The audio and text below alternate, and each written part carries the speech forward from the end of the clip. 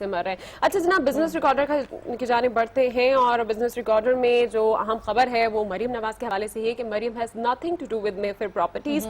Council का ऐसा कहना है, जैसे कि हम आपको बता रहे थे कि मरियम नवाज के वकील ने कल दलाइल पेश किए हैं और इस बारे में उन्होंने वाज़ेह तौर पर कहा है कि मेफेयर फ्लैट से उनका कुछ भी लेना देना नहीं है। इसी हवाले से मेन और अहम लीड जो है वो यहाँ पर मेंशन है। उसके अलावा यहाँ पर एक और खबर है कि SEC raises the alarm about stock market surge. कल हम बात कर रहे थे स्टॉक मार्केट की, इसी हवाले से आज और अहम और बड़ी खबर है 5000 पॉइंट्स के लेवल को पाकिस्तान ने छुआ है और 50,000 पॉइंट्स को छुआ है और उसके बाद ये खबर जो है वो सामने आ रही है जिसमें कहा गया है, इन्वेस्टर्स को वार्न किया गया है कि और जनरल पब्लिक को भी वार्न किया गया है कि वो इस मामले में बड़े कॉन्शियस रहें और अवॉइड करें किसी भी किस्म की मैनिपुलेटर्स की जानिब से कोई भी एडवाइस को। कल हमने देखा कि स्टॉक मार्केट की जो खबर हमारे सामने है उसके बाद जितने भी स्टॉक मेंबरान्स थे उन सबकी जानिब से बड़ा सेलिब्रेशन रहा, बड़ी आवत जावत रही। खैर आप सबको बेस्ट विशेस, अल्लाह करे इसी तरह स्टैटिक रहे। अच्छा यहाँ पर डॉन जो है उसकी मेन लीड में वही बात हुई है जो पनामा केस के हवाले से है कि PM to be called if necessary says, और ये कहते हैं सुप्रीम कोर्ट के जज, और Maryam denies veracity of all documents from Panama. अच्छा अब एक और यहाँ पर जो न्यूज है वो यहाँ पर जो लीड लगाई हुई है इन्होंने लगाई हुई है पोलियो से रिलेटेड, और ये है will Pakistan ever become polio free. क्या पाकिस्तान कभी पोलियो फ्री हो सकेगा? इंशाल्लाह हो जाएगा।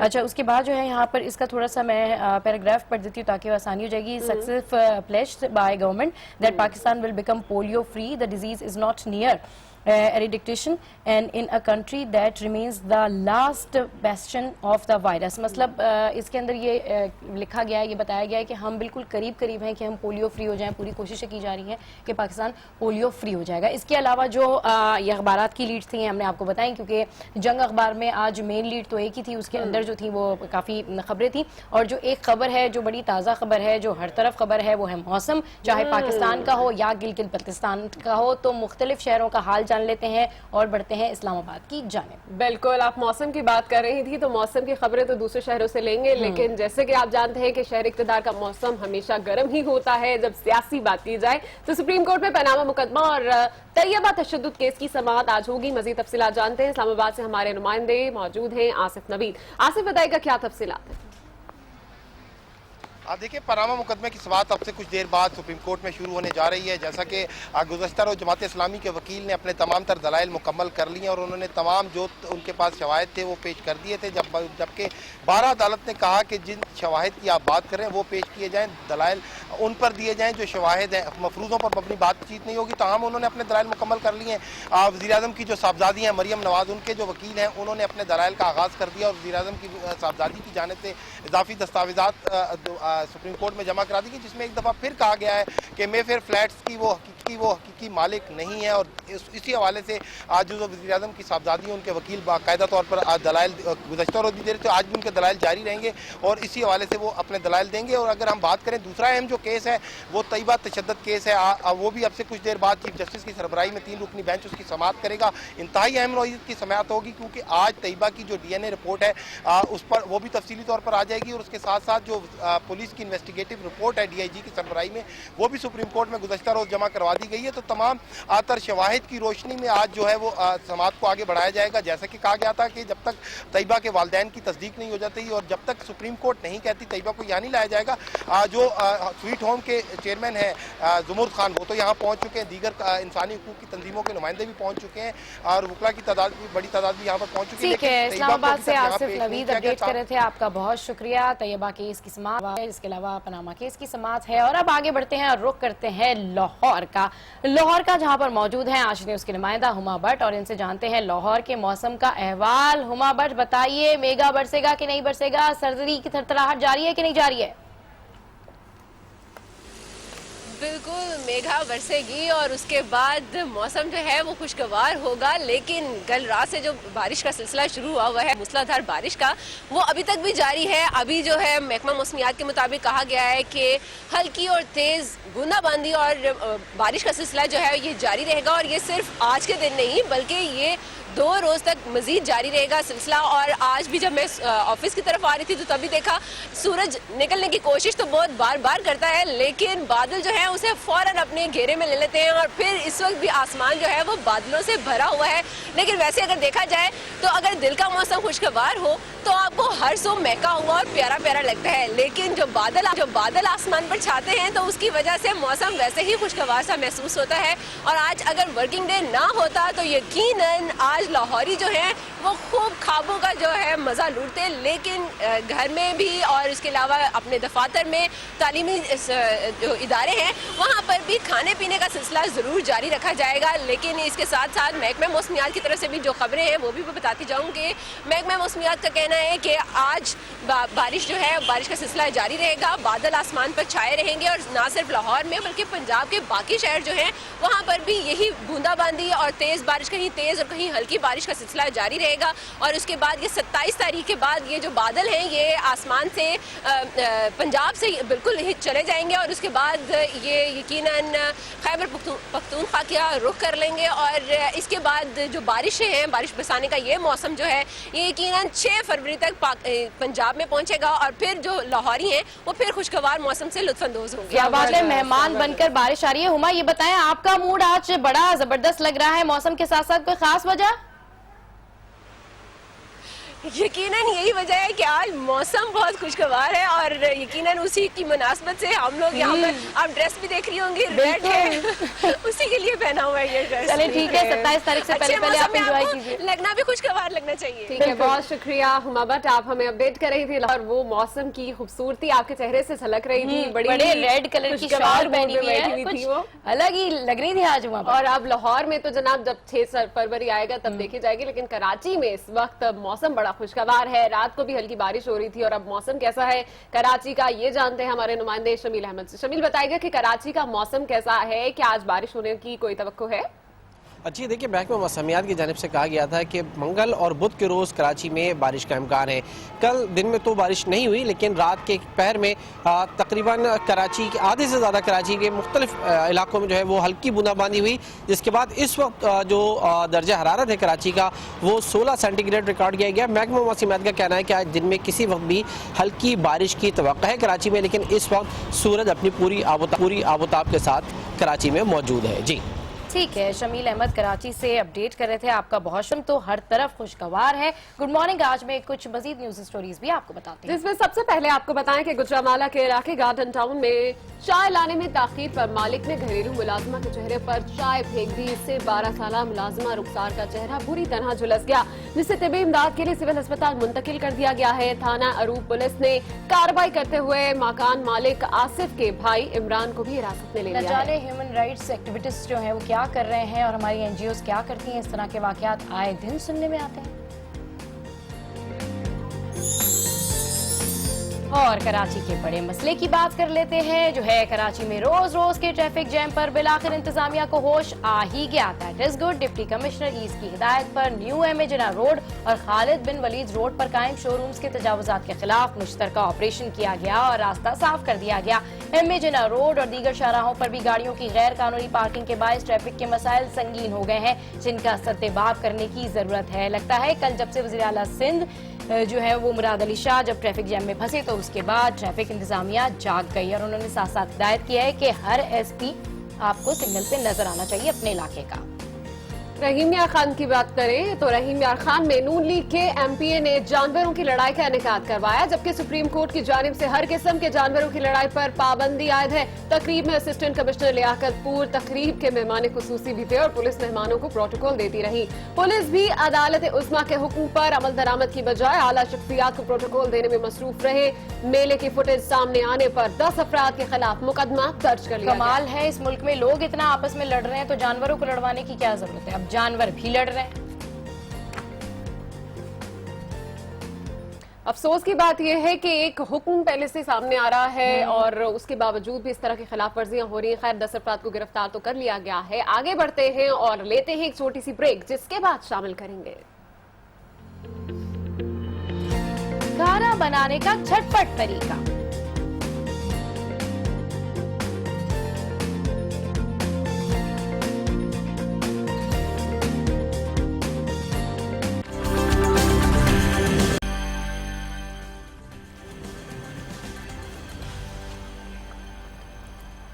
Welcome back to good morning. और बात कर रहे थे मौसम की, तो मुल्क भर में बारिश और पहाड़ों पर बर्फबारी का सिलसिला जारी है। पेशावर समेत खैबर पख्तूनख्वा के मुख्तलिफ अजला में नदी नालों में तुगयानी का भी खदशा है। कराची में रात गए हल्की बारिश से मौसम सर्द हो गया। गिलगित बल्तिस्तान और आजाद कश्मीर में मुसलसल बर्फबारी से राब्ता सड़कें बंद होकर रह गईं।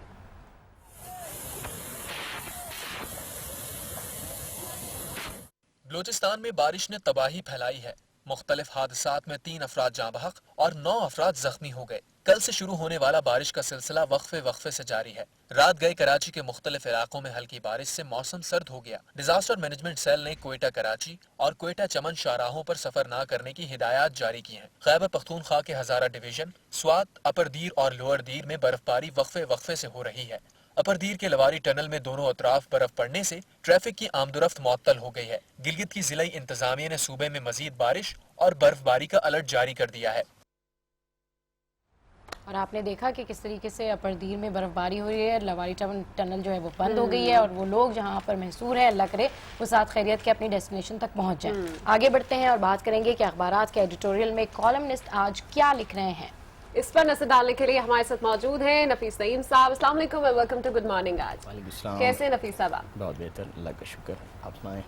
ठीक ठाक, बिल्कुल। आज आपकी आवाज कुछ कम निकल रही है नफीस साहब। All good, all fine? जी जी अल्हम्दुलिल्लाह। ओके, ठीक है। क्या लिख रहे हैं आज के एडिटोरियल? जी पहले तो सबा वही पुराना SC पानामा कंसर्न, ये एडिटोरियल है पानामा केस पर अभी तक चल रहा है। और क्योंकि कल जो है काफ़ी जजेस हजरात ने कुछ तौफीक आसिफ साहब जो जमात इस्लामी के वकील हैं उनकी कुछ उनकी बातें की हैं। तो SC पानामा कंसर्न ये इदारिया आया है डॉन में, और एक्सप्रेस में भी मुनसिफाना फैसले की उम्मीद इस इदारे ने लिखे। अब इसमें ये कहा गया है कि चशम कुशा इंकशाफात जो किए, जो रिमार्क्स दिए हैं सुप्रीम कोर्ट ने, इसके पेश नज़र ये हकीकत आश्कार हुई है कि हमें इसका तकाजा यही है इस समात में इंसाफ का कि आप जो हैं सब्र से उनकी बातें सुने। जजिस के रिमार्क्स पर जो है उनके रिमार्क्स को आप एक कंक्लूजन, एक जजमेंट ना तसव्वुर करें और सब्र करें। जब फैसला आएगा उसके बाद ही आप इस पर अपना रद्द अमल दें। हो ये रहा है कि जो हमने पहले भी डिस्कस की कि दोनों जानिब से खुद गवर्नमेंट और पीपल्स जो है PTI ये सब आ जाते हैं जमात के बाद, और बीच में जब वक्फा भी होता है उस वक्त भी आते हैं और एक दूसरे के खिलाफ इल्जाम बात करते हैं। एक कहता है मैं जीत गया, एक कहता है जज ने इनकी क्लास ले ली, एक कहता है इनकी क्लास ले ली। तो ये तौफीक आसिफ ने ये कहा कि अदालत ने कि सर वो तमाम वज़रा भी आ जाते हैं। तो जज साहब ने रिमार्क्स दिए कि नहीं, ये नहीं होना चाहिए, आप जो है ना इंतजार कीजिए, इसको अखाड़ा ना बनाएं। अब स्ट्रीट पर बहुत कुछ हो चुका है, अब ये केस अदालत में आ गया, फैसले का इंतजार कीजिए। तो ये एक बहुत जरूरी चीज है कि जिसे इसमें इदारे ने डिफाइन किया है। बेसब्री कौम में इंतजार कहाँ? खैर जी मैंने कहा बेसब्री कौम में इंतजार कहाँ? बिल्कुल। अब देखें ना, और तौफीक आसिफ के ख्याल से उन्होंने एक बहुत बड़ा नुक्ता जो उठाया जिसमें इदारे ने भी ये कहा है कि सच देखें, अभी सच साबित नहीं हुआ। आप सच क्या है ये बता दें। झूठ का तो आप कह रहे हैं, लेकिन जब तक सच साबित नहीं होगा, सच क्या है ये नहीं मालूम होगा, हम झूठ को नहीं कह सकते कि वज़ीर आज़म। ये तो ठीक है कि ये अगर गलत बयानी हुई है तो वो जो इस बात में कह रहे हैं कि वो अपने ओहदे पर नहीं रह सकते, तो झूठ नहीं, अभी सच का फैसला होना है। समझ में ही नहीं आई मुझे कि जमात इस्लामी बीच में आई ही क्यों और मजीद केस को कॉम्प्लिकेटेड कर दिया। दूसरी जानिब हम देख रहे हैं कि जो हुकूमत के अरकान है और हुकूमत का ये कहना है कि जनाब फैसला जो है वो हमें या तो ब्लैक में चाहिए या फिर व्हाइट में चाहिए, फैसला ग्रे में नहीं होना चाहिए। क्या मतलब, हुकूमत को इस वक्त सुप्रीम कोर्ट से लगता है कि कोई ऐसा बीच का रास्ता सुप्रीम कोर्ट फैसले में देगी? जैसे कि आपने भी बात की कि मुनसिफाना फैसले का इंतजार किया जाए, तो हुकूमत की बातों से तो लग रहा है कि वो समझ रहे हैं कि शायद कोई बीच का रास्ता निकल आएगा, दोनों पार्टी उससे सेटिस्फाई हो जाएंगी। लेकिन देखें यही तौफीक आसिफ साहब के इन्हीं रिमार्क्स जो उन्होंने कहा था ना कि सर पिछली समाज से लग रहा था कि आपने फैसला ले लिया, उन्होंने कहा भाई हमारे रिमार्क्स पर आप ये मत देखें कि हम फैसला दे रहे हैं, हम अपने सवालात करते हैं आपसे, हम फैसला नहीं देते। अभी आप कुछ नहीं कह सकते कि अदालत किया जाए। अदालत ने एक बात तो वाज़ेह कर दिया, देखिए दोनों जानिब से सबूत फराहम करने में दोनों फरीक जो है हम नाकाम हो चुके हैं। एक जो कॉन्क्रीट सबूत होते हैं जिसकी बेस पर अदालत फैसला करती है। एक केस बहुत बड़ा है जिसका ना सिर्फ रेफरेंस भी दिया जाएगा फ्यूचर में जो ये फैसला होगा, तो इस हवाले से वजीर आजम को नाअहल करार दे देना अदालत के लिए इतना आसान तो साबित नहीं होगा कि आप छोटे से कुछ थोड़े से एविडेंस की बेस पर या उस तकरीर की बेस पर कि हाँ उन्होंने झूठ बोला, सेकंड पार्टी ने कहा कि उन्होंने झूठ बोला, अदालत ने फैसला दिया कि वजीर आजम को ओहदे से बर्तरफ कर दिया जाए। ऐसा तो नहीं होगा जब तक के कॉन्क्रीट सबूत नहीं आएंगे, अदालत इस हवाले से इतना सख्त फैसला नहीं दे सकती। इसीलिए बात हो रही थी ना कि तहरीक इस्तेहकाम इस्तिहकाक और इन तमाम चीज़ों की बात हो रही थी कि ये इतना आसान नहीं है कि आप नाक़िस सबूतों की बुनियाद पर वज़ीर आज़म को नाअहल करार देते हैं। अच्छा, दोनों जितनी भी अपोजिशन जमाते हैं उनके सबूत तो नाक़िस हैं। जब डे वन से अगर हम देखें तो यही कहा जा रहा है जी इररेलेवेंट पेपर्स तो जमा ना कराएं, कम से कम वो पेपर्स जमा कराएं जो जिनकी कोई सबूत हो, कोई एविडेंस हो। हुकूमत की पोजीशन कभी बहुत ज़्यादा ऐसी सिचुएशन में आ जाती है कि ड्रैग होने लगती है, लोग कहते हैं नहीं नहीं नहीं नहीं अब फैसला होने जा रहा है। कभी अपोजिशन की सिचुएशन जो है वो ऐसी हो जाती है कि वो बड़ी मुस्तहकम हो जाती है। ये चल क्या रहा है? हुकूमत इतनी ज़्यादा कॉन्फिडेंट कैसे बैठी हुई है? देखिए, ये तो एक उनकी स्ट्रेटजी है, हाँ, दोनों जानिब से। हाँ, जंग में भी ऐसा होता है हाँ, कि जंग में झूठ जायज होता है। हाँ, कि जब हम जंग लड़ रहे होते हैं तो हम कहते हैं हम जीत रहे हैं, हाँ, ठीक है ना। तो ये तो 11th आवर बिल्कुल लास्ट मोमेंट पे भी, जो फैसले से पहले भी वो यही कहते रहेंगे, हाँ, जब तक के फैसला नहीं आएगा। इदारे ने यही कहा है कि अभी आपने जो जंग लड़नी है लड़ ली, रोड पर आ गए, फैसले का इंतजार कीजिए, जब आ जाए तो फिर उसको मान लीजिए। क्योंकि अभी से ये एक साइन ये शो किए जा रहे हैं, कुछ इशारे दिए जा रहे हैं कि हम जो है वो रिजर्वेशन शो करेंगे, ये होगा, ये नहीं होना चाहिए। दोनों देखें, हुकूमत की जिम्मेदारी का मुजाहरा करे और जो जिनके अपोनेंट्स हैं, जो तहरीक अच्छा, अब 16वीं समाअत आज होने जा रही है। हम्म। वजीर आजम के दलाइल भी अपने एक तरफ खत्म हो गए, इमरान खान के भी दलाइल हो गए, अब उनके बच्चों की बारी आ रही है। अब हम देख रहे हैं कि मरीम नवाज भी केस में से साइड पे होने की कोशिश कर रही है, बाद से हसन हुसैन नवाज पर आ रही है, और हम देख रहे हैं कि जो दोनों पॉलिटिकल पर्सनालिटीज है उनको इस वक्त बचाया जा रहा है, उनको सिक्योर किया जा रहा है, और हुसैन और हसन नवाज। अब लेट्स सी के आगे क्या होने जाएगा इनके दलाइल। बहुत अच्छा सवाल है। असल में कुछ इंतजामी, इस पूरी जो प्रोसीडिंग्स हुई है ना, जो ये समाअतें हुई हैं जितनी, इसके अंदर कुछ इंतजामी सकम तो जरूर सामने आए हैं। बहुत सारी चीजें सामने आई हैं जिसके गवर्नमेंट ने इसको सोचना होगा, उस पर काम करना होगा। कता नजर के फैसला क्या आता है, तो ये तो बहुत अच्छा सवाल है। क्योंकि मरियम नवाज ने अभी जो कल जो सिर्फ एक बात कर दूं, उसमें उन्होंने बता दिया कि हसन ने 2 शादियां की हैं और वो बंटवारे के चक्कर में परेशान है, इसलिए उन्होंने मुझे बच्चों पर डाला है और कहानियां सामने आ रही हैं। बिल्कुल, अब इससे ज्यादा कोई कहानियां सामने आएंगी क्योंकि आखिरकार पनामा केस का मामला सॉल्व होना है। अगला एडिटोरियल क्या कह रहा है जी? एक है रिवाइवल ऑफ फेस्टिवल, इसको मैं ज़रूर करूँगा। ये मंगू पीर में कुछ एक शीदी मेला कहलाता है, वो दोबारा 7 साल के बाद उसका दोबारा इनकाद हुआ है। और जैसे ये हज़रत ख्वाजा हसन, जैसे सखी सुल्तान मंगू पीर, उन्हें ये भी कहा जाता है, इनके हवाले से ये मेला होता है। और शीदी हजरात जो हैं वो अपनी जो अफ्रीकन उनकी रूट्स हैं उसको रिवाइवल के लिए आते हैं, उसको रिकॉल करते हैं। तो वो खवातीन और बच्चे ड्रम की रिदम पर डांस करते हैं और बड़ा अच्छा मेला होता है इसमें। फिर वो एक कुर्बानी करते हैं और एक गुरु जिसका मगरमच्छ होता है उसको वो बकरी का सर पेश किया जाता है। तो ये विजिटिंग ये क्रोकोडाइल का, आई मीन ये जो मगरमच्छ है, इसका क्या रोल है सब में? इसी में तो सबसे बड़ा रोल है। जाए देखिए ना, अब मैं आपसे कहूँ मगरमच्छ को टच करें, वहाँ पर तो इतने टेम मगरमच्छ हैं क्रोकोडाइल ने कि वहाँ वो उनका जो रखवाला है वो पानी में उतर जाता है और कई मुतअद्दिद दर्जनों मगरमच्छ के बीच में, और इसकी जो डॉक्यूमेंट्रीज आई हुई हैं बाहर से भी, तो वो ये क्या करते हैं कि ये उस पर ताज रखते हैं। उनके गुरु, मुझे नहीं पता मोर नाम है उसका क्या है, कि वो उसके सर पे ताज रखते हैं और उसको खाना भी पेश किया जाता है, मगरमच्छों को दिया जाता है। बहुत अच्छी एक्टिविटी होती है ये, खासकर शीदी हजरात इसमें आते हैं। अच्छा नबी सलीम साहब, इस एक्टिविटी के ये इतने सालों बाद ये एक्टिविटी दोबारा हुई है, टूरिज्म नहीं बढ़ जाएगा? काफी बढ़ेगा। टूरिज्म तो बढ़ जाएगा। मुझे जरा दारी में बात करने में, मैं बताता हूँ इसमें कहा गया असल में, हम वो रह गया कि बिल्कुल टूरिज्म बढ़ेगा, इसमें कोई शक नहीं है। अगर इसको हम प्रमोट करेंगे गवर्नमेंट लेवल पर, बहुत अच्छा सवाल है ये कि, और इदारे ने यही कहा है, जो सभा ने जो सवाल किया ना, यही कहा है कि रिवाइवल करें। जो आप हमारी सिविलाइजेशन जो है ना वो डेंजर है, इसलिए कि जो दहशतगर्दों के लिए इस किस्म की जो गैदरिंग्स होती है ना, इसमें टारगेट करना बहुत आसान होता है। इसीलिए जो ना हमारा ये जो फेस्टिवल्स का कल्चर जो ना खत्म होता जा रहा है। और इसमें भी इदारे ने सिर्फ ये कहा है कि जो कर्टेल की ना, आपने उसके दिन कम कर दिए हैं। शीदी मेला 7 रोजा मेला होता था, उसके दिन कम कर दिए गए। तो क्यों आपको अब रिवाइवल करना है, तो फिर अपने गवर्नमेंट को अपने इम्प्लीमेंट करना है, गवर्नमेंट ने इसको देखना है। इनको तहफ़्फ़ुज़ भी गवर्नमेंट का काम है और इनके रिवाइवल का भी गवर्नमेंट का काम है। बिल्कुल, बहुत अच्छा सवाल। अच्छा नफीस नईम साहब, नेक्स्ट इदारिया जो कि है ट्रम्प के हवाले से बड़ी कंट्रोवर्शियल पॉलिसीज, हर मेरा ख्याल है मुल्क के साथ जंग मोल लेने के इरादे हैं उनके, क्योंकि बहुत सी मुखालफत इस वक्त वो फेस कर रहे हैं। और जिस तरह के हमने देखे इनिशियल उन्होंने इकदाम लेना शुरू कर दिए हैं ऑफिस संभालते ही, समझ से बाहर है। बिल्कुल ये है ना, ट्रांस पैसिफिक पार्टनरशिप एग्रीमेंट से उन्होंने एक एग्जीक्यूटिव ऑर्डर के जरिए अलहदगी कर दी। उन्होंने कहा बहुत अच्छा इकदाम किया मैंने अमरीकियों को तहफ़्फ़ुज़ फराहम कर दिया है। क्योंकि ट्रम्प की तारीफ में इस बात करूंगा कि जो उन्होंने कहा था उस पर अमल भी कर रहे हैं। हाँ, जो इंतखाबी मुहिम के दौरान जो उन्होंने नारे जो उनके वो था उस पर उन्होंने अमल किया।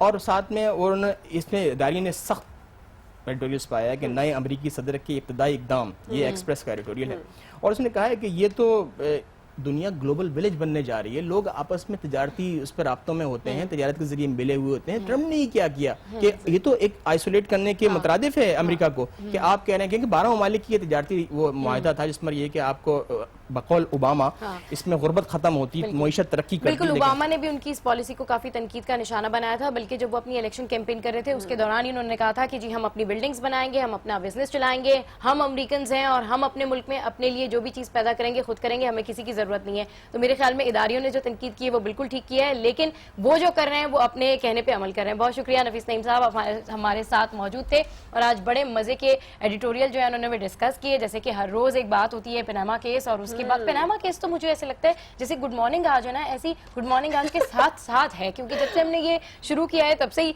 पनामा केस जो है वो जोरों शोर से जारी है। बिल्कुल, अभी हम बात कर रहे हैं ट्रम्प के हवाले से, तो ट्रम्प की बड़ी जो इस वक्त बैक जिसने स्ट्रॉन्ग किया हुआ है इसराइल को, वो आपको बताते हैं कि इसराइल ने मकबूजा मगरबी किनारे पर 2500 नए मकानात तामीर करने का ऐलान कर दिया है। नए मकानात की तामीर के लिए डोनाल्ड ट्रंप के दामाद जेरेड कुशनर ने एक तंजीम रकम फराहम करेगी।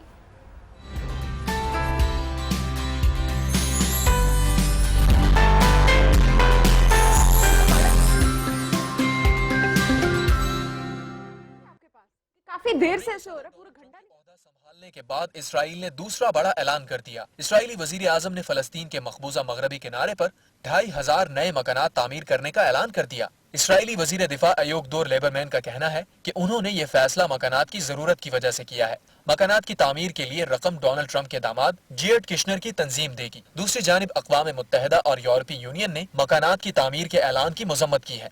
फलस्तीन का कहना है कि मकानात की तामीर का मंसूबा खित्ते में क़याम अमन की कोशिशों को नुकसान पहुँचाने की साजिश है। व्हाइट हाउस ने इसराइल के ऐलान पर वाज़ेह रद्द अमल जारी नहीं किया। और नजर डालते हैं मजीद कुछ आलमी खबरों पर। स्कॉटलैंड की पुलिस में अब बाहिजाब खवातीन भी सिक्योरिटी के फराइज अंजाम देंगी। जबरदस्त, स्कॉटिश पुलिस की पहली बाहिजाब पुलिस एहलकार में मुसलमान माँ और बेटे शामिल हैं। सलाम आपको। गुज़िश्ता बरस स्कॉटिश पुलिस में हिजाब पहनने वाली खवातीन को शामिल करने का ऐलान किया गया था। 51 साला शफकत और 19 साला अलीना स्कॉटिश पुलिस की पहली मुसलमान बाहिजाब पुलिस एहलकार बन गई हैं। जो मुसलमानों को तनकीद का निशाना बनाते हैं वो ये मनाजिर देख सकते हैं।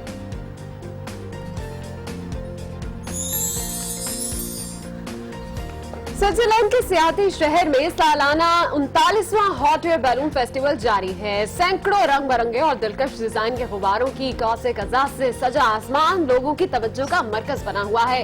हॉट एयर बैलून फेस्टिवल में 15 ममालिक के 70 से ज्यादा पायलट्स हिस्सा ले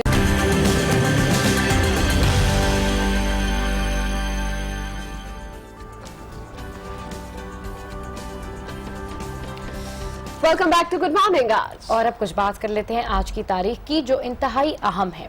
आज के दिन आपको बताएं, आज के दिन यानी 25 जनवरी को 1979 में रिपोर्ट के हाथों इंसान के कत्ल का पहला वाकया पेश आया था।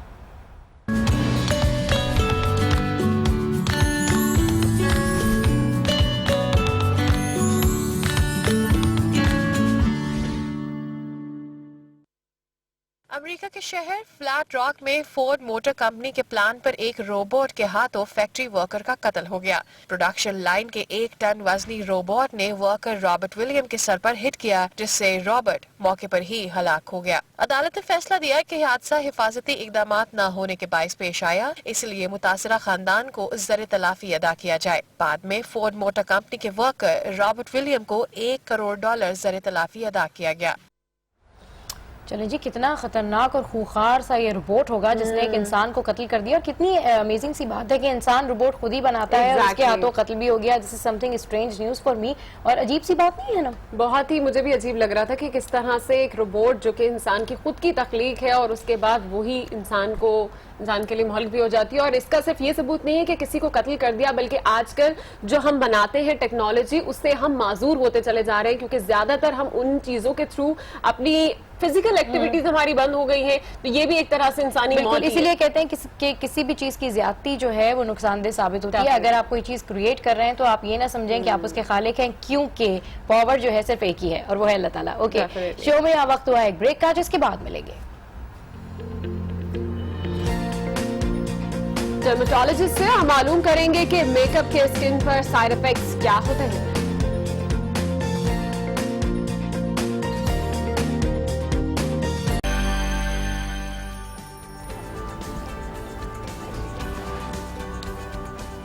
Welcome back to good morning आज। और गुड मॉर्निंग आज हमारी बड़े मजे की थीम है, वो है खूबसूरती, हुस्न, गोरा रंग, अच्छा मेकअप और अच्छी स्किन। और खवातीन का ये सब ख्वाब होता है, खूबसूरत लगना हर एक की ख्वाहिश होती है, लेकिन गैर मयारी मेकअप के साथ नहीं, मयारी मेकअप के साथ और अच्छे सलून वाली के साथ अगर उसका टाइम पास हो तो। डेफिनेटली। पता नहीं क्यों आजकल लोग जो है वो मयारी मेकअप को एक्सपेंसिव मेकअप के साथ रिलेट करते हैं, तो इस हवाले से हमारे साथ एक डर्मेटोलॉजिस्ट भी होंगे, उनसे बात करेंगे। लेकिन फिलहाल आपको मिलाएंगे एक ऐसी पॉलर वाली से जो कि घर में ही अपना पॉलर खोलकर बैठी है, क्योंकि उनके पास वसाइल जो है वो प्रॉपर नहीं थे।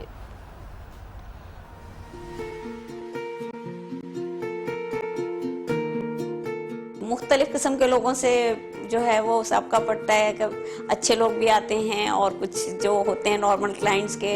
और आजकल एक तो ट्रेंड ये बहुत चल पड़ा है कि लोग अपनी चीज़ें लेके आ जाते हैं कि जी हमने ये यूज़ करना है। हेयर डाई है, जैसे हेयर डाई के हवाले से कि अपना कलर वो लेके आते हैं कि हमें आप सिर्फ इसको अप्लाई करवाना है। इसी तरह कॉस्मेटिक्स के हवाले से भी यही होता है कि कभी बेस ले आती हैं। अब वो बेस जो आप लाई हैं ज़रूरी नहीं कि आपकी कलर टोन के हिसाब से हो, जैसे आपकी स्किन टोन के हिसाब से हो, और आपकी स्किन नॉर्मल है, ड्राई है, कैसी है, ऑयली है, उसके हिसाब से है कि नहीं है। हालांकि उनको ये नहीं पता कि बेज़ाहिर है हम लोग स्किन टोन देख के, स्किन की नेचर देख के फिर बेस अप्लाई करते हैं। इस फील्ड में जो है ना हमें बहुत सारे मुख्तलिफ एक्सपीरियंस होते हैं। ये तो अब हो गया मेकअप के हवाले से जैसे हुआ, उसके अलावा भी फेशियल के हवाले से। अब ब्लीच है, ब्लीच भी बाज़ औक़ात होता है कि हर स्किन को सूट नहीं करता, और स्पेशली इस वेदर में यानी विंटर के। अब एक क्लाइंट है वो जबरदस्ती कह रहा है कि मुझे आप ब्लीच नहीं, मुझे ब्लीच कर दें। मैं करती हूँ ब्लीच, मुझे कुछ नहीं होता। भाई आजकल आपकी स्किन इस काबिल नहीं है, आज नहीं करवाएं आप, अभी कुछ दिन बाद करवा लीजिएगा। नहीं करवा के गई, करवाई है और उसी वक्त उसका रिजल्ट आ गया। जाहिर सी बात है पूरे पैचेस उनके उस पे फेस पे पड़ गए।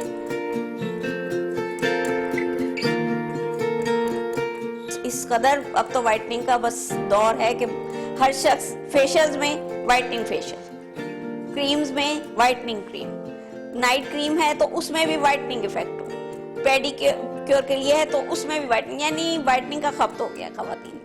वो ये नहीं समझती कि स्किन अच्छी होनी चाहिए, स्किन ग्लोइंग होनी चाहिए, स्किन फ्रेश हो, मतलब अच्छी हो, वैसे आप अच्छे लगे। स्किन हो चाहे बाल हो, आपको उस पर कॉम्प्रोमाइज नहीं करना चाहिए। थोड़े से पैसे खर्च कर लें, अच्छी चीज, अच्छी क्वालिटी इस्तेमाल करें। होंठ ब्लैक हो रहे हैं, क्यों हो रहे हैं भाई? आप लिपस्टिक जो इतनी लो क्वालिटी की लिपस्टिक्स लगाएंगी तो और मुस्तकिल लगाएंगी डेली बेसिस पर, तो उससे ज़ाहिर है कुछ ना कुछ इफेक्ट तो होना है।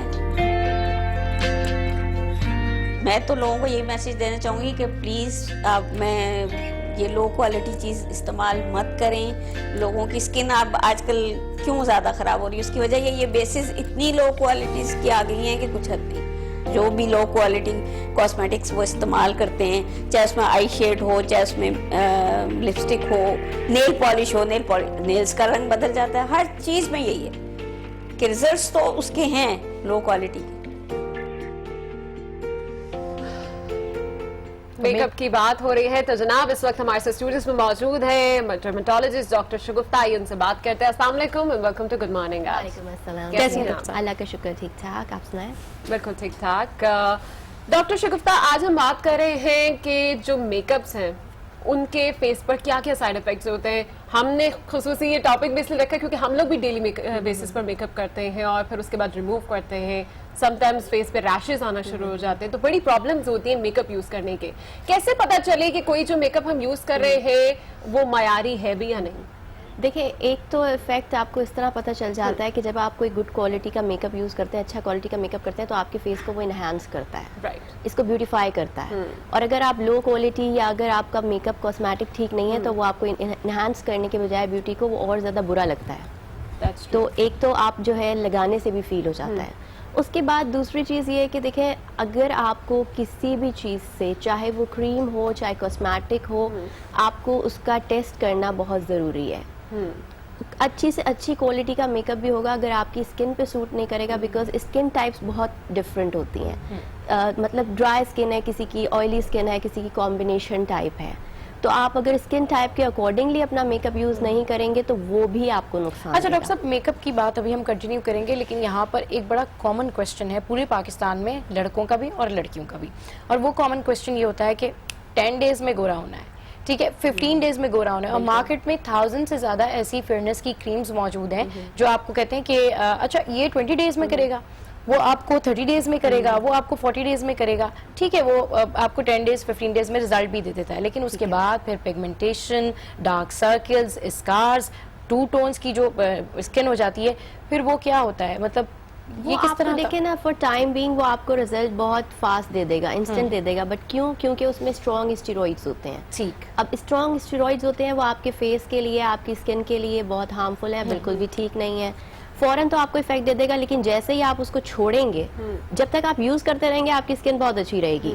मतलब अगर आप 2-3 महीने यूज करते रहेंगे तो भी कोई इफेक्ट नहीं आता, बहुत से लोग बड़े मजे से लगाते रहते हैं, लेकिन अगर आप उसे ईयर्स लगाते रहेंगे तो स्किन उससे क्या होता है कि बिल्कुल पतली हो जाएगी आहिस्ता आहिस्ता, और जैसे ही आपने वो क्रीम अगर 10 दिन के बाद 15 दिन के बाद छोड़ी तो उसके बाद आपके फेस पे एक्नी निकल आती है, पिगमेंटेशन हो जाती है, आपकी वेसल्स नजर आना शुरू हो जाती है, स्किन इतनी पतली हो जाती है। तो फिर क्या किया जाए डॉक्टर? मतलब ये लोगों को बहुत ज्यादा इस चीज का कॉम्प्लेक्स है, जिसका रंग ठीक नहीं है उसको चाहिए कि मेरा रंग गोरा हो जाए, जिसकी डबल टोन है उसको चाहिए कि 1 टोन हो जाए, तो वो क्रीम्स भी यूज ना करें। डॉक्टर्स के पास से डॉक्टर्स भी जो क्रीम देते हैं वो भी वक्ती तौर पर तो ठीक हो जाता है इंसान, 1-2 महीने ऐसे निकल जाते हैं, फिर वापस वही कंडीशन। तो कोई परमानेंट इसका हल नहीं है? देखिए, केयर बहुत जरूरी है, केयर बहुत इंपॉर्टेंट है। अगर आप कोई भी वाइटनिंग क्रीम्स या कोई भी ब्यूटी की क्रीम्स यूज करते हैं, और अगर आप अपना सन एक्सपोजर, और एक sun block is very necessary for everything, कि अगर आप वो चीजें अपनी केयर नहीं करते, लाइक प्रॉपर मॉइस्चराइजेशन, अगर आप हैवी मेकअप कर रहे हैं तो उसके बाद आपकी स्किन को मॉइस्चराइजेशन की भी जरूरत है, ठीक है।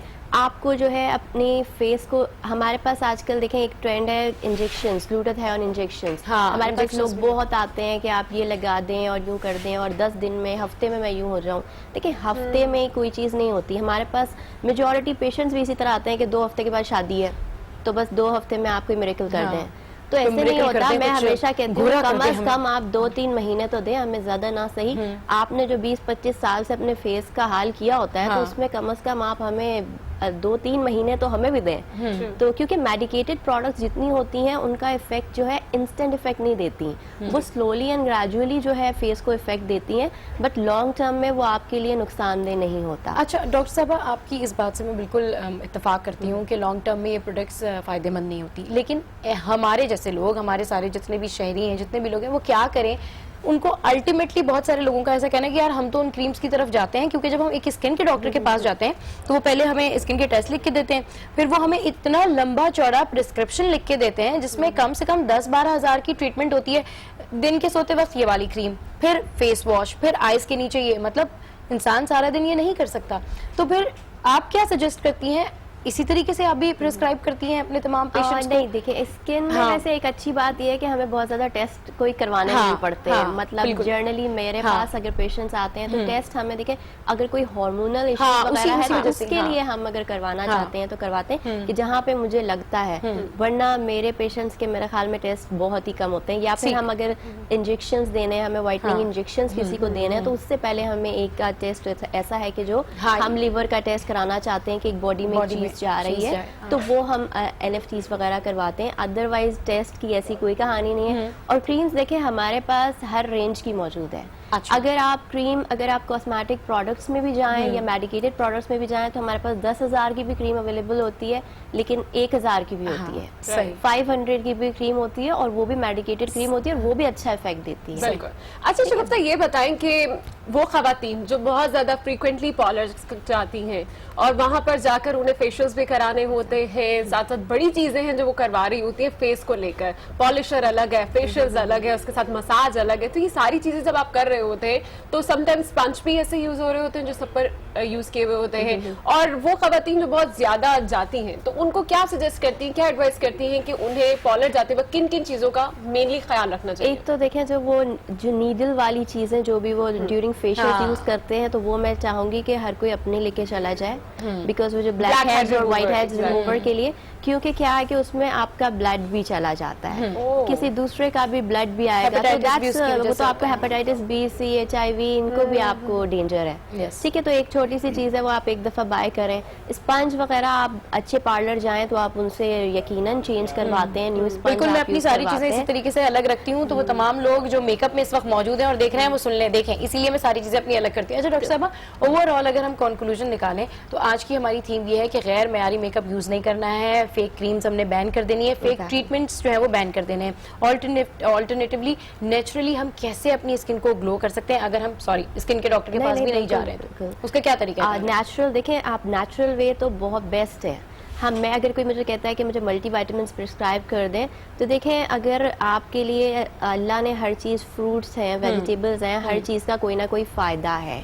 आप अगर जितने आयरन रिच प्रोडक्ट्स आप यूज़ करेंगे तो आपकी स्किन पे एक अच्छा ग्लो आएगा। आपका अनार है, आपके बीटरूट्स है और इस एप्पल है, लेकिन आप जितना ये आयरन रिच प्रोडक्ट्स भी आप ले रहे हैं तो उससे भी आपकी पिगमेंटेशन और स्किन पे ग्लो आता है। तो आपके पास कितने केसेस आते हैं वो तमाम खवातीन जो इसके साइड इफेक्ट, जिन पे गैर मयारी मेकअप का साइड इफेक्ट ऑलरेडी हो चुका होता है? अब मिलते हैं, हमें इस तरह के पेशेंट्स भी मिलते हैं, लेकिन अब लोगों में इतनी अवेयरनेस आ गई है कि लोग, मैं अगर बात हम कर रहे होते हैं तो पेशेंट्स से, तो दे आर एजुकेटेड इनफ कि वो, उनको पता है कि हाँ जी हम 2 कॉस्मेटिक्स, हम 2 ग्लॉस बाय कर लें ताकि हम उसको 12 से 18 महीने में डिस्कार्ड कर सकें।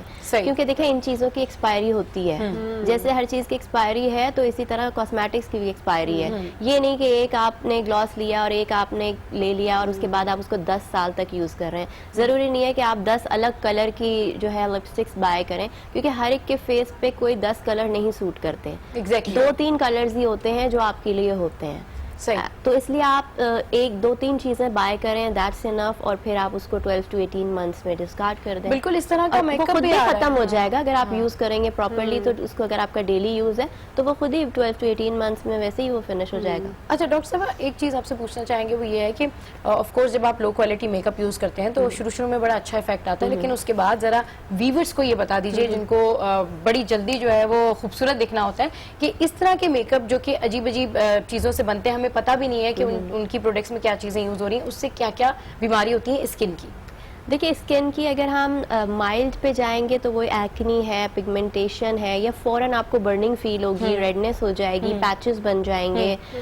लेकिन अगर आप लॉन्ग टर्म में जाते हैं तो देखें इन प्रोडक्ट्स से ये they are also cancerous products कि आपकी स्किन में एब्जॉर्ब हो रही हैं, इवन इनमें जो है कैंसरस एजेंट्स भी हैं। सही, ठीक है, तो आप मतलब माइल्ड से लेके आप उसकी सीवियरिटी तक जा सकते हैं कि वो कुछ भी आपकी स्किन पे प्रॉब्लम कर सकता है। और अगर आपको ऑलरेडी कोई स्किन प्रॉब्लम है तो वो एग्रेवेट हो जाते हैं। कुछ प्रॉब्लम्स ऐसे स्किन प्रॉब्लम कि जो आपकी कुछ चीज़ों की वजह से आप स्ट्रॉन्ग स्टेरॉइड्स के प्रोडक्ट्स यूज़ कर रहे हैं तो वो एग्रेवेट हो गया। सोरियासिस है और एक्जिमाज होते हैं कि अगर आप स्किन टोन के हिसाब से अपनी स्किन के कॉम्प्लेक्शन है, सिर्फ ज़रूरी नहीं होता कि आपको एक चीज़ आपकी सिर्फ कॉम्प्लेक्शन के लिए आप यूज़ कर रहे हो कि जो गोरापन और ये चीज़ है, बट आपको अपनी स्किन टोन, आपकी स्किन टाइप और हर चीज ये सब देख के मेकअप बाय करना चाहिए डेफिनेटली। लेकिन आजकल लोग समझते हैं कि अगर हमने एक्सपेंसिव मेकअप लिया है बस वही मायारी है। क्या ये बात दुरुस्त है? जो लोगों के जहन में अब ये चीज सेट हो चुकी है कि अगर हमने एक्सपेंसिव लिया है तो बस वही ठीक होगा।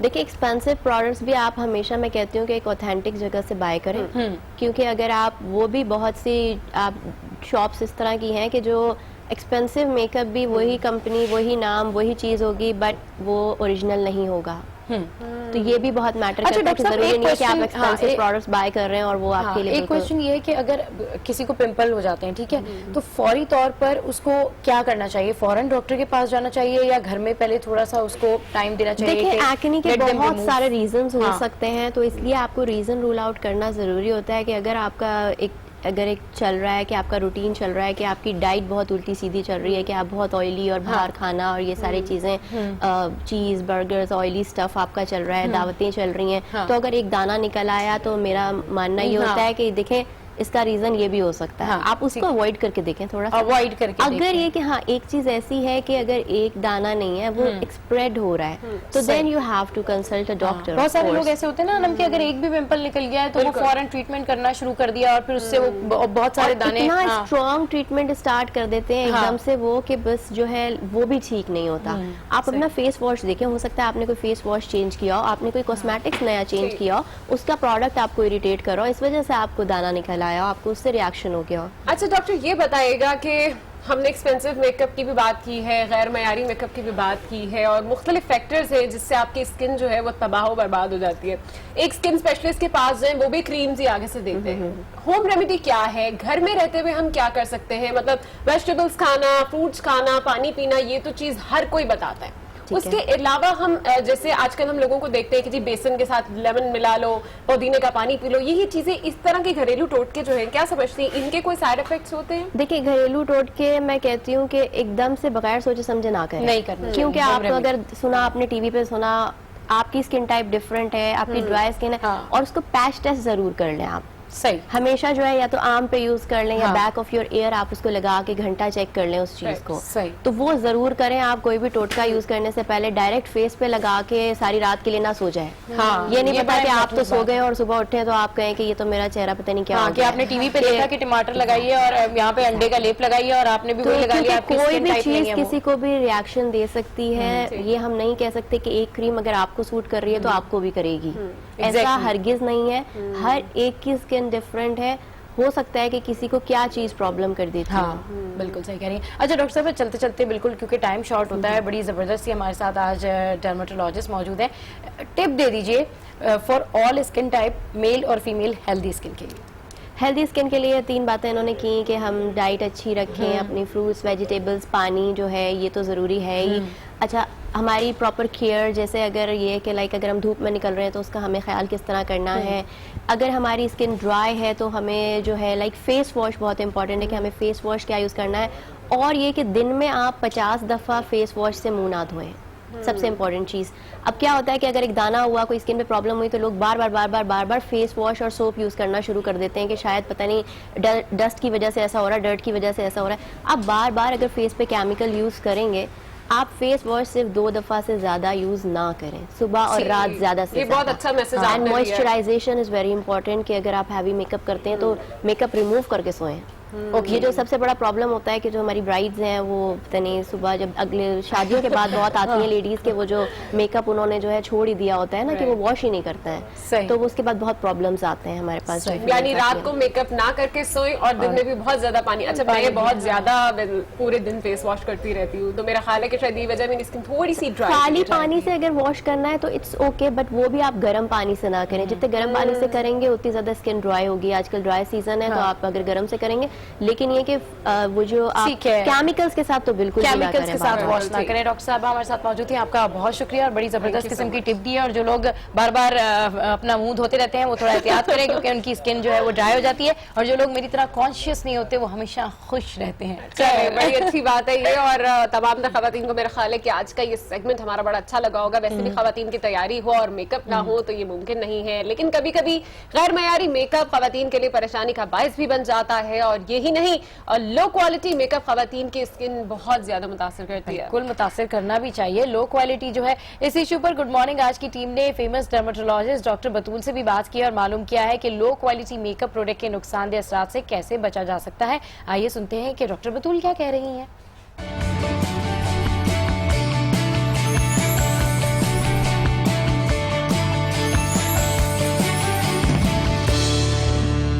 डेली बेसिस पे, और जब आप डेली क्लेंजिंग करते हैं तो आप हर तरीके, अगर वो आपकी प्रोडक्ट आपके लिए बेहतर नहीं भी है तो आप क्लेंजिंग से जो है उसके साइड इफेक्ट से बच जाते हैं। मेकअप में भी जो है वो सब स्टैंडर्ड प्रोडक्ट्स बहुत हैं, ठीक है। आप वो चॉइस करनी चाहिए जिनमें मिनरलाइजेशन, अब पूरी दुनिया ऑर्गेनिक की तरफ जा रही है। मिनरलाइजेशन क्या है? मिनरलाइजेशन इज नेचुरल थिंग, उनमें मिनरल्स एडेड हैं, और मोस्टली मेकअप जो है वो या तो समंदर की मिट्टी से बनते हैं या रेत से बनते हैं, ठीक है। This is called mineralization. अगर आपको लगाते ही कॉम्पैक्ट एक दाने निकालने वाली कैफियत आपकी स्टार्ट हो रही है, आपको जगह जगह खुजली हो रही है फेस पे, इमीडिएटली स्टॉप टेकिंग दैट। आप समझ जाएं कि ये जो मैंने चीज़ एक जो है मार्केट में 1500 रुपीज़ में अवेलेबल है और मुझे ये 150 में मिली है, तो ये इस हद तक के सब स्टैंडर्ड है कि मैं इसको नहीं यूज़ कर सकती। एक तो ये हो गया। लेकिन हमारे यहाँ क्या है कॉन्सेप्ट कि हमने 150 रुपये खर्च कर लिए, चलो 6 हफ्ते लगा लेती हूँ, कुछ नहीं होगा। लेकिन होता ये है कि आप यूज़ करते रहते हैं, उसके बाद स्किन आपकी इतनी डैमेज हो जाती है, बाय द टाइम आप किसी स्किन स्पेशलिस्ट के पास पहुँचते हैं, आपके 1500 रुपये नहीं, वो ट्रीटमेंट पे आपकी उसकी डबल कॉस्ट खर्च होती है। मर जो है अगर उनका मार्केटिंग का काम है, उनको फेस पे जो है वो झाइयाँ होती हैं। अगर वो सनब्लॉक सिर्फ एक सनब्लॉक यूज करेंगे झाइयाँ नहीं होंगी। मीडिया ने इतना स्ट्रॉन्ग प्लेटफॉर्म प्रोवाइड किया है कि आज का बंदा, आज के बच्चे, यंग जनरेशन, ओल्ड जनरेशन सब ये बात अंडरस्टैंड करते हैं कि हमारी स्किन के लिए कौन सी चीज़ बेहतर है, क्या खाना बेहतर है, इंटरनल ब्यूटी क्या होती है, एक्सटर्नल ब्यूटी क्या होती है। This is very important.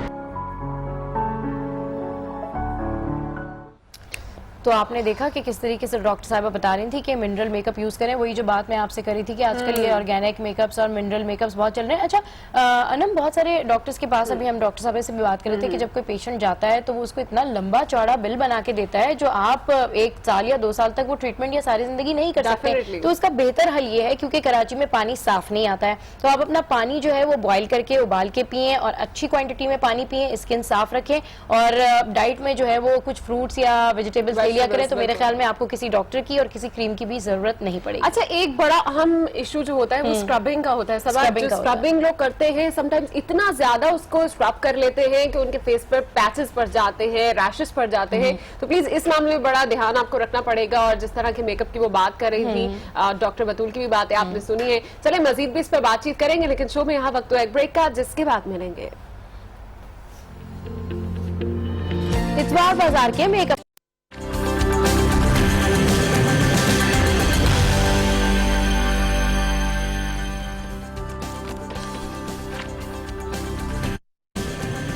Welcome back to good morning. आज बात हो रही है जनाब मेकअप की, तो मेकअप की वाइड रेंज मार्केट में दस्तयाब है। उनमें वो मुल्क आप भी है जिसके इस्तेमाल से जल्द जो है वो मुतासर होती है और इसके साइड इफेक्ट्स भी होते हैं, लेकिन फिर भी एक बड़ी तादाद इसे इस्तेमाल करती है। क्या करें, स्किन के दीवानों का, खूबसूरती के दीवानों का। आपको बताएं कि इतवार बाजार में भी अनम बहुत ज्यादा मेकअप होता है, कॉस्मेटिक वहाँ पर मौजूद होती है, लेकिन उसकी क्वालिटी अच्छी नहीं होती। लेकिन इतवार बाजार में जो लोग स्टॉल लगाते हैं उनके ऑनर्स का कहना यह है कि वहाँ पर जो लोग आते हैं वो मेकअप खरीद कर एटलीस्ट मुतमईन तो हो जाते हैं कि हमने लिपस्टिक ले ली, हमने ब्लशन ले लिया। तो मजीद जो है उस इतवार बाजार में स्टॉल्स के ऑनर्स का क्या कहना है, ये अपने व्यूवर्स को सुनवाते हैं, आप जरूर देखिए।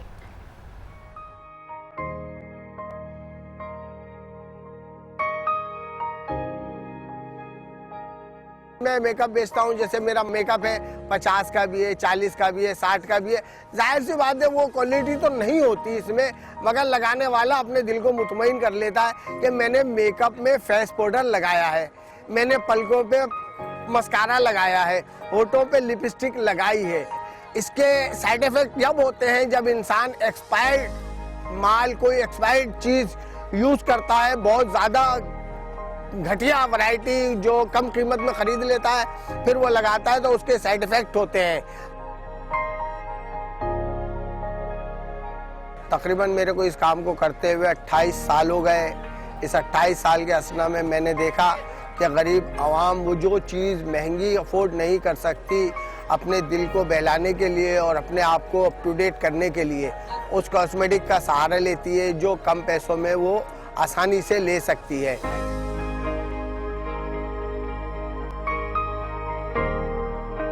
गुंजाइश वाले लोग जो चीज़ 1000 रुपए की लेते हैं उसकी तकरीबन नेमुल बदल चीज़ बाज़ारों में 100, 50, 150 में मिल जाती है और वो लगाकर वो अपनी पार्टियाँ अटेंड कर लेते हैं। जैसे कि मेरे पास कॉस्मेटिक में mascara, eyeliner, face powder, blush on, stick, eye shade, actually बहुत सारी वैरायटियाँ हैं, लिपस्टिक है, नेल पॉलिश है, पफ वगैरह होते हैं, जो वैरायटी तकरीबन कस्टमर को चाहिए होती है और खूबसूरत जाहिर करने के लिए तकरीबन वो बेचारी कर भी लेती हैं कम पैसों में। हमारा मेकअप हल्की क्वालिटी का है, मगर ये है कि लोगों के अफोर्ड में आ जाता है। जैसे कि हमारे पास कस्टमर आते हैं, आने के बाद उन्होंने कहना होता है कि भाई कोई हमें परफ्यूम दिखाएं। हमारे पास परफ्यूम की कीमत हो गई अगर 300 रुपए, तो कस्टमर उसी टाइम चुप हो जाता है और छोड़ देता है, कहता है कि ये 300 रुपए का महंगा है। तो मैं उनको ये जाहिर कर बताता हूँ कि भाई देखो परफ्यूम आप लेने आई है, कुछ तो खुशबू रहे, कुछ टाइम तो रहे, 2 घंटे तो रहे, उसके लिए मैं ये 300 वाला परफ्यूम आपको दे रहा हूँ। मगर कस्टमर कहता है नहीं अच्छा थोड़ा और कम, थोड़ा कम, तो वो आकर ठहर जाता है 100 रुपए वाले परफ्यूम पे। हम उसको 100 रुपए का परफ्यूम भी दे देते हैं, मगर उसकी क्वालिटी ऐसी होती है कि बस जेब में रख के रखो परफ्यूम, जब दिल चाह लगा लिया, लोगों को सुना दिया कि भाई हम परफ्यूम लगा कर आए।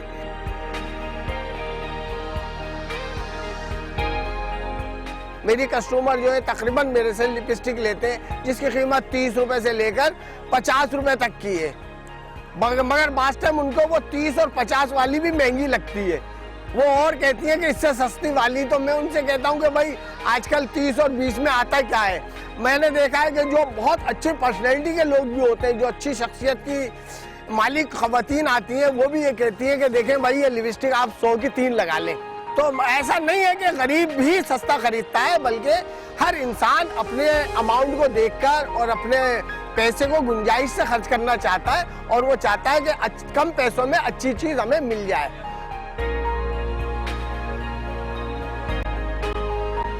चलिए जनाब, ये तो आपको पता है कि इतवार बाजार हो या छोटी छोटी मार्केट जहाँ पर स्टॉल्स में लगा हुआ होता है वो सामान सब स्टैंडर्ड ही होता है, लेकिन जैसे कि डॉक्टर बता चुकी हैं आपको बहुत अच्छे तरीके से कि उसको चेक करने का तरीका भी कुछ नहीं होता। पहले तो आप उसकी एक्सपायरी देख लें, दूसरा ही कि जब आप उसको मेकअप को अप्लाई करते हैं तो उसी से आपको पता चल जाएगा कि ये मेकअप अगर आपको खूबसूरत बना रहा है मजीद, दैट मीन्स कि वो सब स्टैंडर्ड नहीं है। और अनम सब स्टैंडर्ड मेकअप की आप बात कर रही हैं तो एक बेहतरीन उसको तरीकाकार ये है कि आपको पता करना है कि ये मेकअप अच्छा है या नहीं है। जिस मेकअप पे एक्सपायरी ही नहीं होती वो डेफिनेटली लो क्वालिटी मेकअप होता है, क्योंकि उस पे एक्सपायरी ही नहीं है, आपको पता ही है कि वो किस तरीके से बना है। और दूसरी बात ये कि आप लोग जितने भी लोग इस तरह के बाजारों में जाते हैं, इतवार बाजार या इधर उधर जितने भी लोग जाते हैं, तो वो लोग इस बात का बहुत ज्यादा ख्याल रखें कि आप जो लिपस्टिक लेते हैं कभी कभी उसके अंदर इतने गलत इंग्रेडिएंट्स यूज हुए होते हैं कि वो आपके होठों को कभी जला देता है, सुझा देता है। तो बहुत ज्यादा एहतियात के साथ मेकअप खरीदा करें और ये देखकर खरीदा करें कि आपकी स्किन का मामला है। सबब मैं अभी एक वीडियो देख रही थी अभी थोड़ी देर पहले, और वीडियो में स्पेशली बताया गया था कि किस तरह से एनिमल फैट उसमें मिला हुआ होता है, लेकिन एनिमल फैट तो खैर बड़े ब्रांड्स में भी यूज होता है, बड़े ब्रांड्स स्टिल ये जो छोटी क्वालिटी के या सब स्टैंडर्ड जो मेकअप है उसको गैस करने का तरीका मेरा ख्याल है कि हम आपको बता चुके हैं। इवन जो फॉर्मूला क्रीम्स आती हैं उसके अंदर मुझे किसी मेकअप आर्टिस्ट ने बताया कि तेजाब के भी 2-3 कतरे वो डालते हैं ताकि स्किन जो है वो आपकी व्हाइट हो जाए, और वो व्हाइट नहीं हो रही होती है, वो आपकी अपर लेयर हट रही होती है और उसके तभी आपको वो वेन्स दिखती हैं। खैर इस स्किन की बात की हमने आपको बताया कि किस तरीके से आप बच सकते हैं लो क्वालिटी मेकअप से, लेकिन अच्छा खाना खाना कभी मत भूलिएगा। और खाने की बात हो रही है तो हम आ चुके हैं झटपट खाने वाले सेशन पे डेफिनेटली, और आज बन रहा है जनाब मेरा favourite alfredo pasta. So let's see कि किस तरह से बनता है।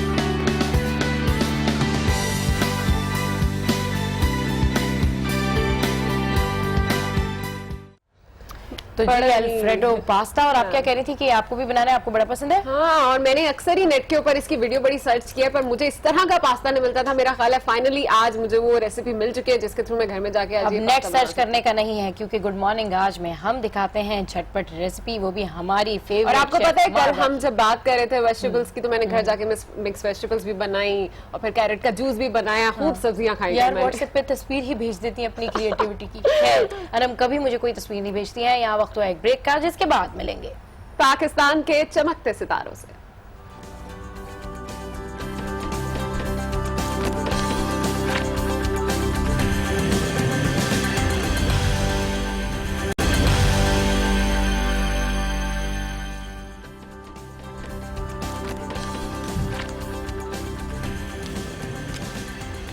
Welcome back to good morning आज, और इस वक्त हमारे साथ स्टूडियोज में मौजूद है पाकिस्तान का चमकता सितारा, जो कि बहुत अच्छी हैंडीक्राफ्ट आर्टिस्ट है और देखने में भी बहुत प्यारी है। और इनका नाम है दरक्षा। और दरक्षा देखें, अभी आप हैंडीक्राफ्ट आर्टिस्ट हैं और अभी आप आई हैं, और दरक्षा से मैंने भी कुछ आर्ट की चीजें अभी ब्रेक के लिंक में सीख रही थी, इसलिए मेरे पास ये स्टिक्स आपको नजर आ रही होंगी। बड़ी कलरफुल सी आप खुद हैं, बड़ी प्रिटी सी हैं, और आपका काम भी बड़ा कलरफुल सा है। ये बताइए कब से कर रही हैं? मुझे माशाल्लाह से 2 इयर्स हो गए इस काम में। अच्छा जी, तो 2 इयर्स हो गए हैं, तो किस तरीके से ये शौक डेवलप हुआ आपको? ये हमारी फैमिली में भी कोई ऐसा वो इनहेरिटेंस नहीं था, लेकिन जो है मैंने खुद से, मेरे था बचपन से ही कि इस चीज़ को करना है। हालांकि फैमिली में था कि मैं डॉक्टरिंग की तरफ जाऊं, जैसे कि प्री मेडिकल से मैंने करा था। तो फिर मेरा वहाँ से ध्यान हट गया, क्योंकि मुझे लगन थी। वो आपका ध्यान हट गया, वरना पढ़ के सूख जाना था। हाँ नहीं। अच्छा दरक्षा, ये बताइए कि ये तो बहुत प्यारी सी क्लॉक आपने बनाई है और मेरा ख्याल है कि सबको नजर भी आ रही होगी, बहुत खूबसूरत और कलरफुल सा काम है आपका। इसके अलावा आपने क्या क्या कुछ बनाया? मैंने इसके अलावा स्नोमैन बनाया है कप से, जो प्लास्टिक के डिस्पोजेबल। अच्छा दरक्षा, साथ साथ आप कुछ बनाते भी चाहिए ताकि पता चले कि, और हम बातें भी करते रहें अगर आप साथ साथ बनाते भी रहें। और आपने ये जो क्लॉक बनाई हुई है, इसको मैं एक दफा फिर से दिखाना चाहूंगी। और ये देखें जी, दरक्षा ने ये क्लॉक बनाई है और कितनी जबरदस्त ये क्लॉक है, इतनी ज्यादा निफासत के साथ में अनम देखें ये क्लॉक बनी हुई है। अच्छा दरक्षा, ये जो इसकी निडल्स हैं, ये किस चीज से बनाई हुई है? इसी को वो किया आपने? ये जो नहीं, इस आइसक्रीम स्टिक से नहीं है, दरअसल मशीनरी मिलती है जो क्लॉक की होती है। वो क्लॉक जैसे खराब हो जाती है घर में, हम उसको फेंक देते हैं। तो मैंने उसको रिन्यू करना चाहा है कि मतलब उसकी निडल्स को मैंने सेव कर लिया और मशीन पीछे की सेव कर ली, और उससे मैंने खुद का आइडिया था। कोई भी चीज जो है वो बेसूद और बेकार नहीं होती, आप कहीं भी उसको काम में ले सकते हैं। इसके साथ में आपने वो भी लगाए हुए छोटे छोटे से ये बीड्स। हाँ, बीड्स लगाए हुए। अच्छा, अभी आप यही बना रही हैं? जी बिल्कुल, मैं यही बनाना चाह रही हूँ। तो ये बताएं आपकी स्टडीज क्या थी और मतलब फाइन आर्ट्स आपने क्या बता रही थी?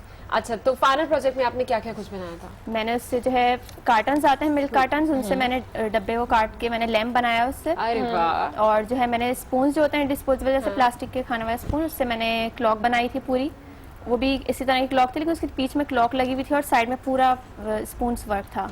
अच्छा। और जी, और मैंने प्लास्टिक कप जो होते हैं उससे मैंने स्नोमैन बनाया, वो भी एक लैंप था उसके अंदर। अच्छा ठीक है दरक्षा, अभी आपसे बात करेंगे, लेकिन अभी पहले आपको दिखाते हैं दरक्षा का मजीद फाइन आर्ट्स का काम जो उन्होंने किया है।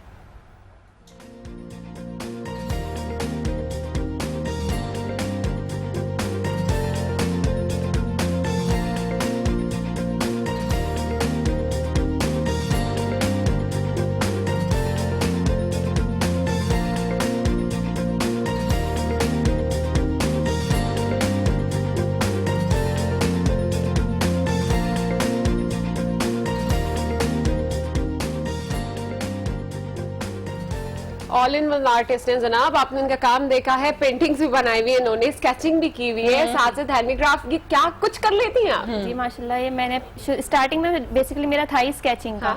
फिर उसके बाद मैं स्केचिंग को भी लेकर साथ साथ चली।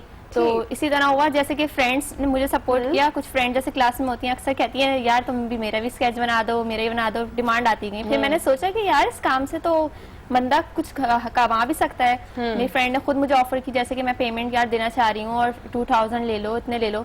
कमा नहीं सकता बल्कि बहुत कमा सकता है, पूरी दुनिया में पाकिस्तानी हैंडीक्राफ्ट की बहुत वैल्यू है आर्टिस्ट की। लेकिन आजकल इसकी बहुत कम हो गई, जब से ये कंप्यूटर वगैरह पे पेंटिंग्स हो गई हैं, तो इसका अब इतना रुझान नहीं रहा। लेकिन मैं ये शो करना चाह रही हूँ कि इस तरह इसके जरिए हम बहुत से अपने हुनर एक इंसान के पास आ सकता है, उसको हम एज अ प्रोफेशनल। एग्जीबिशन भी किया आपने? जी बिल्कुल, मैंने टैलेंट एक्सपो में रिसेंटली अभी किया था पार्टिसिपेट। अच्छा, जबरदस्त। कोई पोजीशन वगैरह भी? जी, मुझे 3rd प्राइज मिला था। अरे वेरी नाइस, और कैश प्राइज मिला था। अच्छा, क्या किया फिर आपने उस कैश प्राइस का? मैंने अपनी मदर को दे दी। मदर को दे दिया।